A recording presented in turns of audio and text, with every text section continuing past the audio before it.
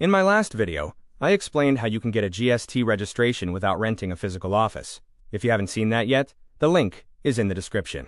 But today, I want to talk about something even more important: your money. If you are a startup founder or a freelancer in India, you are probably asking yourself right now, should I rent a small cabin? Should I get a seat at a fancy co-working space? Or should I go virtual? Making the wrong choice here means lighting lakhs of rupees on fire. So today, let's break down the real costs of these three options, so you can make the smartest choice for your business runway. First, let's look at the traditional rented office. It seems legitimate, right? But think about the hidden costs in a city like Delhi or Mumbai. Even a small cabin is 15,000 rupees a month. Add a 3-month security deposit, brokerage, electricity, and internet. Before you've even made your first sale, you are down nearly 50,000 rupees. Then there are the trendy co-working spaces.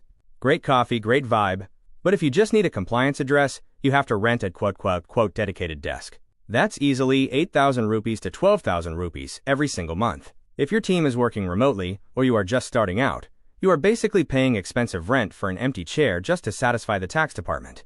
This is why the virtual office model is taking over. With Asset Sense Workspaces, you get the premium commercial address in prime locations. You get the NOC, the rent agreement, and the utility bill for your GST and bank compliance. But because you aren't occupying physical space daily, the cost is a fraction of a co-working desk.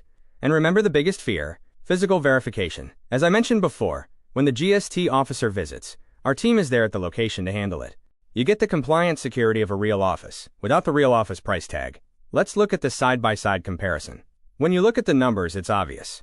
A traditional office has high costs and high lock-ins. Co-working has medium costs but is still wasted capital if you don't use the desk.